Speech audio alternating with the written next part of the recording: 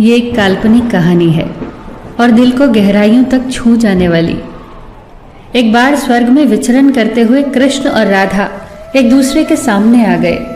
विचलित से कृष्ण, प्रसन्नचित से राधा। कृष्ण सकपकाए, राधा मुस्कुराई। इससे पहले कि कृष्ण कुछ कह पाते, राधा बोल उठी, कैसे हो द्वारिकाधीश। जो राधा उन्हें कान्हा कान्हा कहकर बुलाती थी, उसके मुख से द्वारिकाधीश का संबोधन कृष्ण को भीतर तक घायल कर गया। फिर भी किसी तरह अपने आप को संभाल लिया उन्होंने और बोले राधा से, मैं तुम्हारे लिए आज भी वही कान्हा हूं।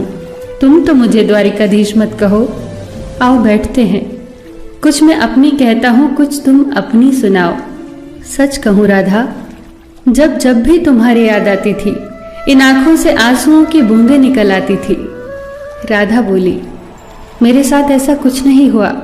न तुम्हारी याद आई, न आंखों से आंसू बहा, क्योंकि हम कभी तुम्हें भूले ही कहाँ थे। जो तुम याद आते, इन आंखों में तो सदा तुम ही थे। कहीं आंसुओं के साथ निकल न जाओ, इसलिए रोते भी नहीं थे। कान्हा, प्रेम से अलग होने पर तुमने क्या खोया, इसका एक आईना दिखाऊं तुम्हें। कुछ कड़वे सच प्रश्न सुन पाओ तो सुनाऊं। कभी सोचा है इस तरक्की में तुम कितने बिछड़ गए।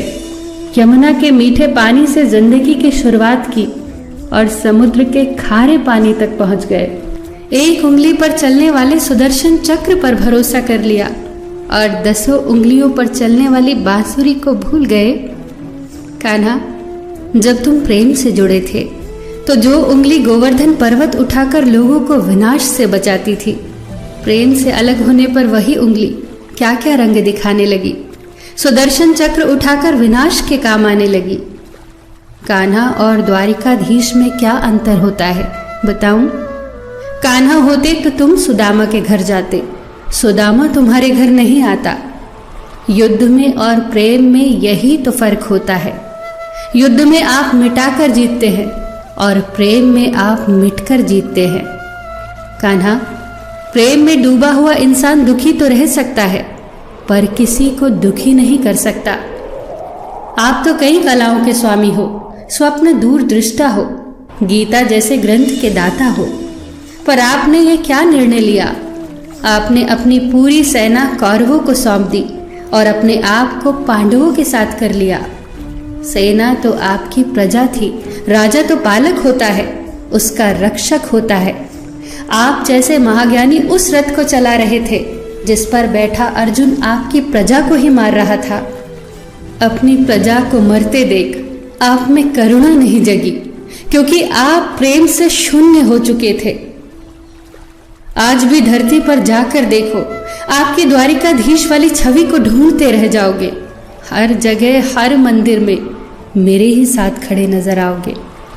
मैं जानती हूँ कान्हा, लोग गीता के ज्ञान की बात करते हैं, उसके महत्व की बात करते हैं, पर धरती के लोग युद्ध वाले द्वारिकाधीश पर नहीं, प्रेम वाले कान्हा पर भरोसा करते हैं। गीता में मेरा दूर दूर तक नाम नहीं है, पर आज भी लोग उसके समापन पर राधे राधे कहते हैं। ये कहानी काल्पनिक जरूर है, पर इसके भीतर छिपी सीख बहुत महत्वपूर्ण है। श्री कृष्ण के पास कभी किसी प्रश्न का उत्तर ना हो, ऐसा तो हो ही नहीं सकता, परंतु राधा द्वारा लगाए गए प्रश्न चिन्हों पर कान्हा मौन रहे। यही तो है प्रेम में समर्पण का भाव। पराक्रम में हमें हर किसी को हराना होता है, तब भी हम जीत कर भी हार जाते हैं, परंतु प्रेम में एक ही कईयों का दिल जीत लेता है। सही कहा है कि छोटी सी उंगली पर पूरा गोवर्धन पर्वत उठाने वाले भगवान श्री कृष्ण छोटी सी बांसुरी को दोनों हाथों से पकड़ते थे। फिर मिलेंगे दोस्तों अगली कहानी के साथ। तब तक के लिए अपना ख्याल रखना और हमेशा मुस्कुराते रहना।